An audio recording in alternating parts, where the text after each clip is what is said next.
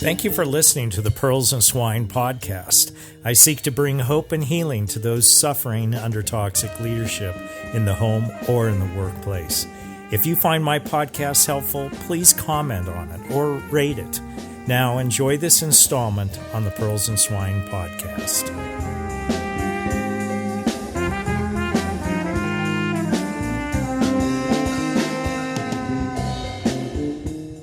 1 Corinthians 1 says so many things to leaders as well as subordinates in Christian organizations. It speaks of calling and of wisdom and of foolishness and of power and of weakness and of arrogance, all of it which are related to leadership and those who follow. First, 126 says that we are all called to be something different than what our world around us says we are, and that something is in a place of humility. For consider your calling, brothers. Not many of you were wise according to worldly standards. Not many were powerful. Not many were of noble birth. You see, wisdom to the world around us is about power and self-satisfaction. But our calling from the God who rules over the universe is one of humility.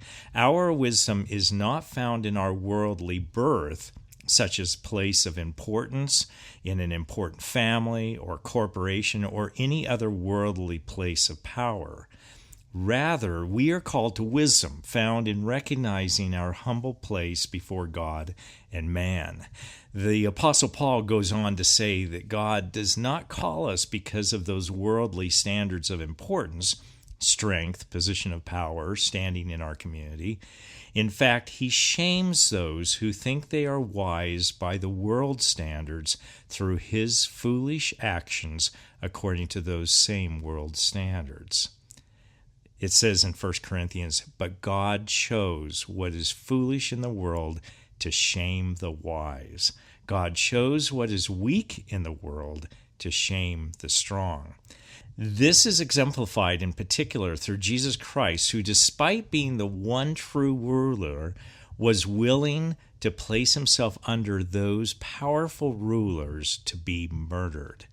How foolhardy is that? But because God has all the wisdom, knew what that meant for his creation, a renewal so far-reaching we cannot fathom it, he used what was seemingly foolish to bring about the greatest project of wisdom ever, the saving of his people and of his creation. All of this, getting up in the face of an arrogant world, is intended to show that no human being might boast in the presence of God, Paul says. What does that have to say to our leadership? Wisdom to lead well must be found in God's principles. This is why I write this blog. I want to continually challenge all who think leadership is a matter of power and worldly wisdom. The true wisdom that is found in psychology, business management, or any leadership training text is wisdom that is fundamentally exemplified in the Lord. And there are many, many principles that are indeed found in those areas of study that have their place in scriptural leadership. In fact, those principles are sometimes more clearly delineated in those halls of academia than in some churches. Because sometimes the church falls hook, line, and sinker for worldly wisdom that has no power.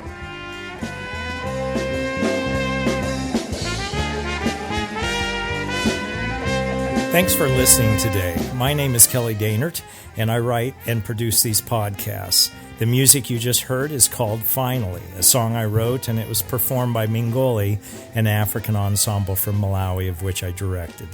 Please rate my podcast if you found it helpful. It will help get the word out to others. Have a great day.